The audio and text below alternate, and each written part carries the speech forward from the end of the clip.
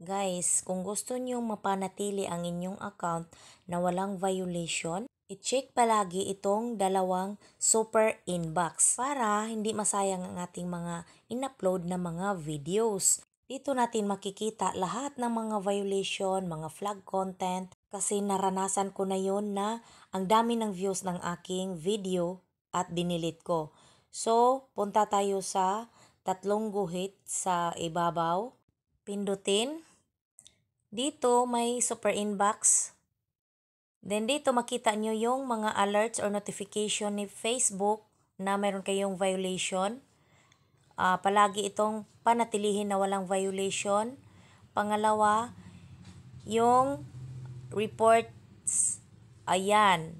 Panatilihin din ninyo na wala kayong reports dyan.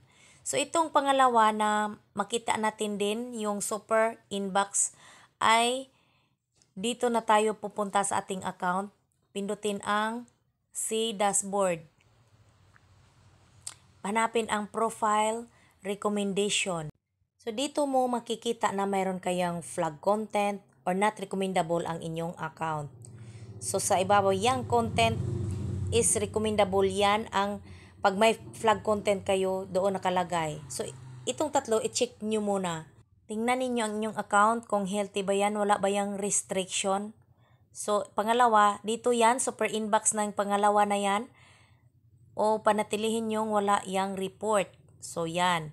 Pangatlo, yan, monetization. Dito nyo makikita na mayroon kayong maraming yung mga policy issue ninyo. Yung mga violation ninyo. So, yan nga, yung dalawang option na yan, tingnan nyo every 30 minutes. Kasi sa akin guys, lagi akong nag-check dyan. Kasi mayroong mga notification na nagka-violation ako, hindi makikita doon sa isang super inbox. So ang ginawa ko, chine-check ko yon doon sa kabila. So doon ko nakita na mayroon na pala akong violation. Kung nagkaroon kayo ng flag content, huwag kayong mag-alala guys, madidelete yan.